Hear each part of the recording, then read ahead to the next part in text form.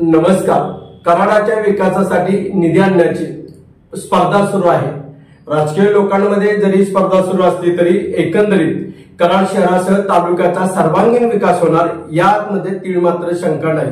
निधी कुणी आणला, त्या निधीचा फायदा कोणाला होणार, ठेकेदार कोण असेल याबद्दल ज्या पातळीवर चर्चा करतात त्या पातळीवर चर्चा होत राहतील. मात्र सामान्य लोकांना उत्सुकता एकच आहे की आलेल्या निधीतून आपल्या गावामध्ये, आपल्या शहरामध्ये कोणकोणती विकासाची कामे होणार आहेत. कराड उत्तर, कराड दक्षिण मतदारसंघातील अनुक्रमे आमदार बाळासाहेब पाटील आणि माजी मुख्यमंत्री विद्यमान आमदार पृथ्वीराज चव्हाण हे शासन स्तरावरून कराड दक्षिण आणि उत्तरसाठी जो काही विकासाचा निधी आणायचा आहे तो आणत आहेत. त्याचप्रमाणे भारतीय जनता पार्टीचे आणि शिवसेना म्हणजे मुख्यमंत्री एकनाथ शिंदे गटाचे नेते, कार्यकर्ते, पदाधिकारी राज्य शासनाकडून कराड शहर आणि तालुक्यासाठी मोठ्या प्रमाणात निधी आणत आहेत. नुकतेच यशवंत विकास आघाडीचे राजेंद्र सिंह यादव यांनी 209 कोटीचा निधी आणला. याबाबत बरीच चर्चा सुरू झाली आहे.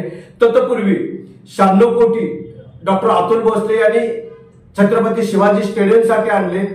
यापूर्वी कराड उत्तर मध्ये आमदार बाळासाहेब पाटील सातत्याने निधी आणतात, तर भारतीय जनता पार्टीचे जिल्हाध्यक्ष धैर्यशील कदम यांनी देखील कराड उत्तरच्या विकासासाठी निधी आणला आहे. म्हणजे कराड दक्षिण आणि उत्तर मध्ये विद्यमान आमदारांच्या बरोबर स्थानिक त्यांचे विरोधक म्हणा किंवा त्या कार्यक्षेत्रामध्ये काम करणारे नेते हे तालुक्यासाठी निधी आणतायत. कराड शहरासाठी डॉक्टर अतुल भोसले निधी देत आहेत. दुसऱ्या बाजूला राजेंद्र सिंह यादव यांनी मोठ्या प्रमाणात निधी आणला आहे. या ठिकाणी सांगण्याचा मुद्दा असा आहे, निधी कोणी आणो, निधी कोणत्याही प्रकारचा येऊ, विकास मात्र कराड शहरासह तालुक्याचा होतोय.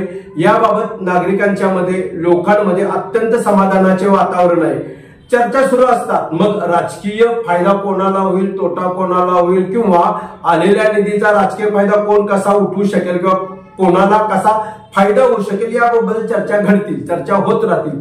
चर्चा करणाऱ्यांनी चर्चा करत राहावी. मात्र राजकीय लोक सक्षमपणे राज्य शासनाकडे आग्रह करून मोठ्या प्रमाणात निधी कराड शहरासह तालुक्यामध्ये आणतात. हेही नशे थोडके असे अभिमानाने म्हणावे लागेल.